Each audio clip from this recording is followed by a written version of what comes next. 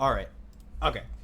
I've already done this entire thing. I can't undo it, I don't think. But basically, I already ran through this entire thing and it didn't record the audio again.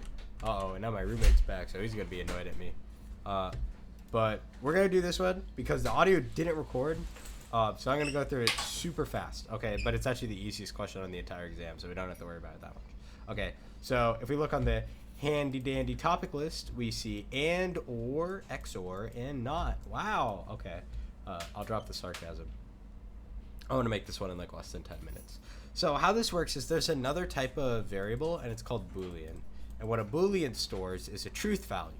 So instead of storing like a whole number or a decimal with like double and int and stuff, it literally stores the value true, not the word true, the value true.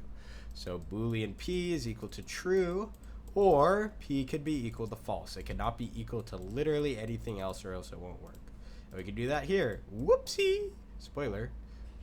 We could do sysout P.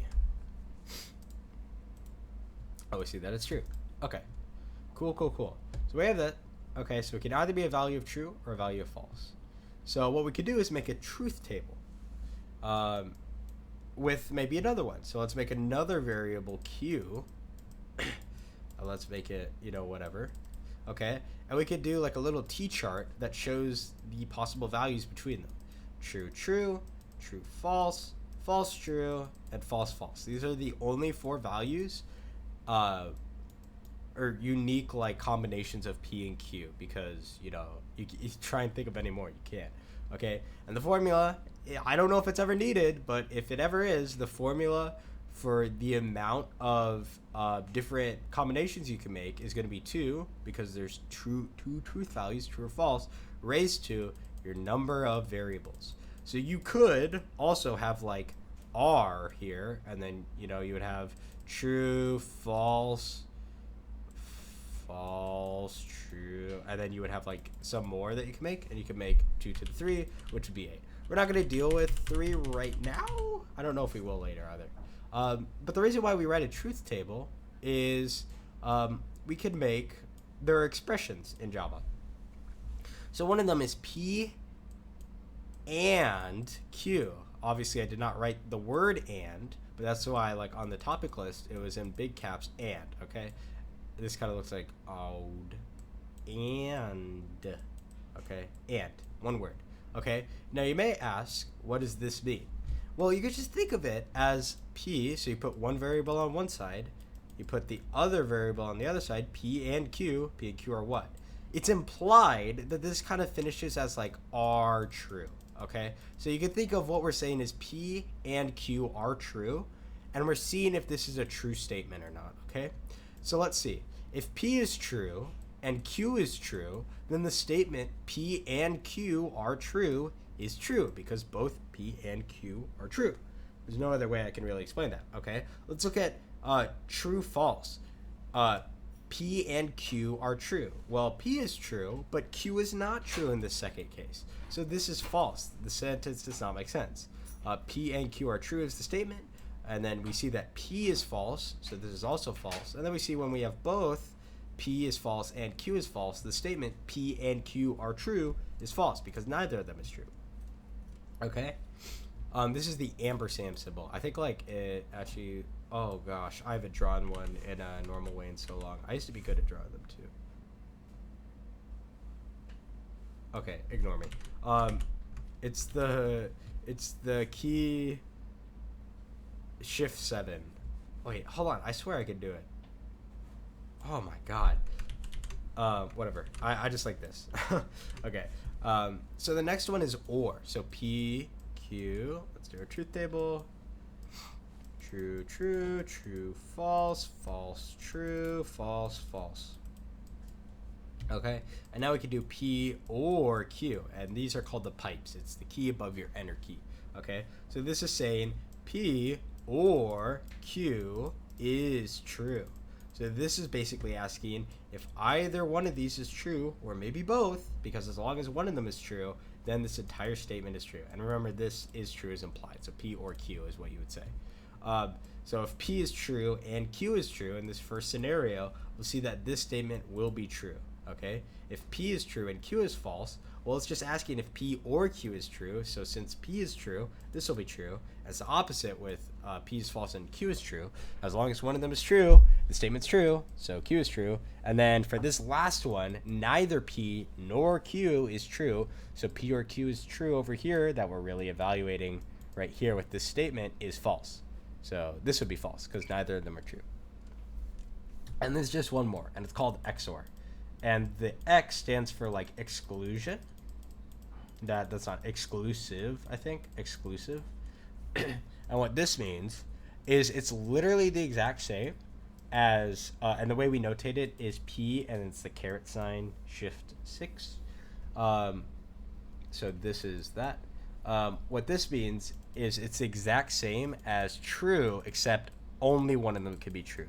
So not both of them. So I guess it would be like, instead of P or Q, it would say like either P or Q or something. I don't know. Exclusively P or Q or something. So then this true and true, even though in an or, them both being true is true. In this case, we're specifically saying this is false. This is like the definition of XOR. But as long as one of them is true, then it's true. And if they're both false, then it's still false. Okay. There's one last thing, and it's called the not symbol. So we use an exclamation point. I hope you know what this is. And this is equal to not. So not literally just means you flip the truth value. So like if we make a true value of P and compare it to P dot, we only have 2. If P is true, then P not is false. And if P is false, then P not is true. Okay. So what we could do is we could make expressions that are more complicated. So we could do P, Q, and then maybe like P not and Q. Okay. What does this do? Well, let's make our truth values true, true, false, false, true, false, false. And this first one, P is true, but that means P not right here, you can think of it as like its own variable or something, is false. So this is really false. Let's just plug in the values for each variable, false and true, which is false. So this is false. True and false, well, this true is flipped to a false because it's P not. So it'd be false and false. So F and F. Really, you put 2 ampersands when you're coding, but I'm just putting 1 because I'm lazy. But you do not put 2 carets. This is not a mistake. It is only 1 for the caret. I don't know why. But it's 2 for the pipes and 2 for the ampersands. Okay? So this is false. But look at this one. Normally in the and, this would be false because both P and Q have to be true. But since P is false, that means P not is true. So not P and Q is equal to true. And false is equal to false, because this false would become a true, but now it's just true and false, and this is false. Okay.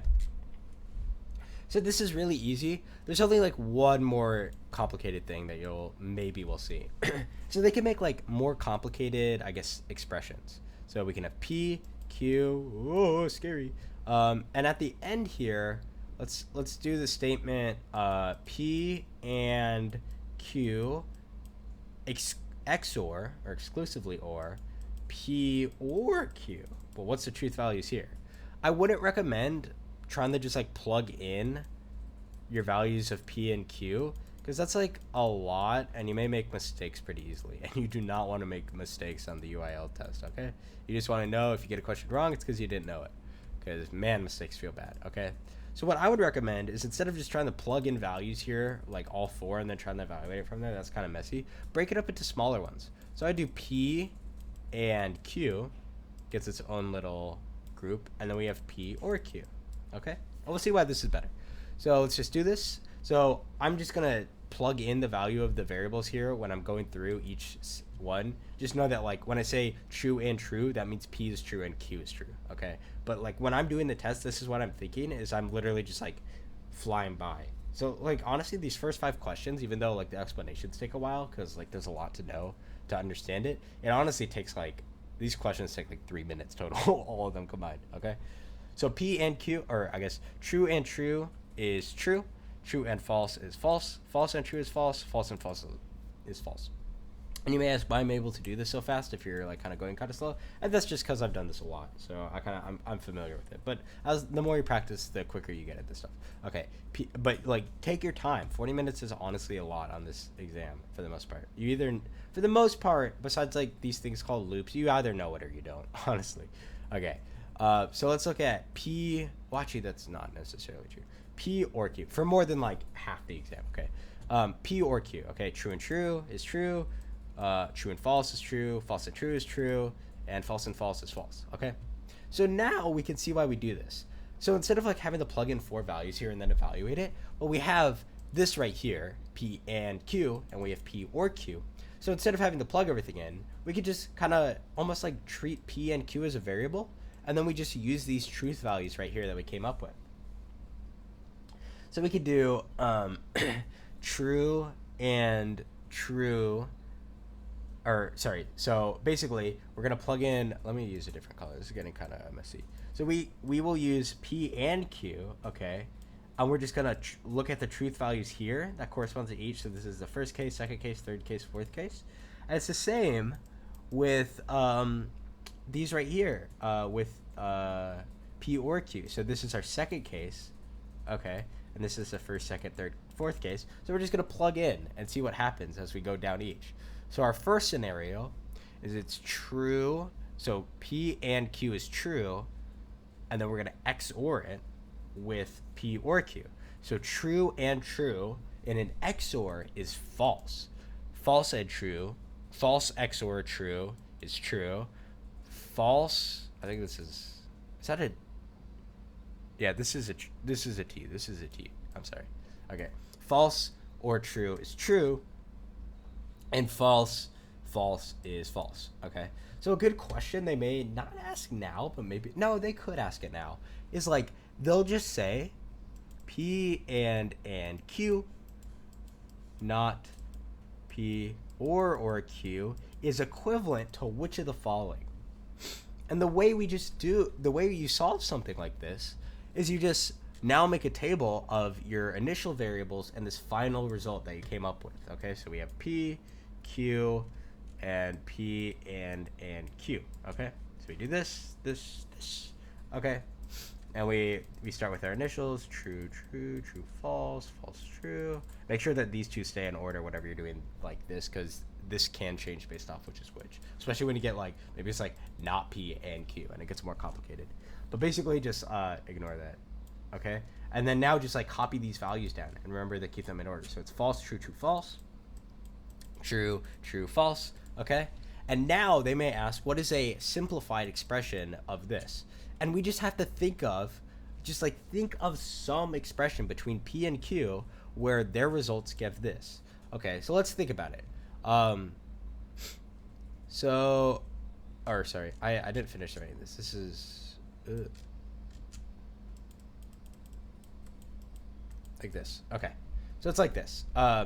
So we just have to think, okay, so which of the following, when both of them are true, from what we know, the result is false? Well, the only one that comes to mind is XOR, because and is true and or is true here. So let's see if XOR applies to the rest of them. So true and false is true. Well, that's XOR. False and true is true. Well, that's XOR. And false is false. That's XOR. So this is, if you can show that these values are the exact same for, this long expression, and the values are like the output is the exact same as XOR, then this literally is XOR. You are proving that this statement right here is the same as XOR. So it's P and Q. Okay. Now they may not be this simple. Like a good one they could do is you cover this entire thing in an exclamation point. Okay. And then look at your values. Now it's going to be, let me rewrite it, P, Q, and then like whatever the expression is right here. So it'd be true, false, true, false. And now it would be what? True, false, true. And you think about it, it's like, okay, this is either, if they're both true, this is either and or, okay? If they're now false, well, or would be true here, so all we have is and. But if we look to this last one, we see that false makes true, so that's not and it's not or, so we're probably going to have some sort of not thing, because if it's not matching one of these, it's probably going to be something like that. And we can see that, you know, with our hindsight now and a little bit of experience, we can see that, like, hey, if these two are false in the middle and these two on the outside are true, that's the same thing as not P XORed with Q. P caret Q or something. Something like that. Or sorry, this entire thing is careted. And they could get more complicated. So like you could do like not P, or like this is P, a Q, but then like this would be like maybe the result is actually like not P XOR Q, and then that gets more complicated. But like as we do questions, that becomes easier. Okay, easy. Hopefully the audio recorded. Jesus Christ.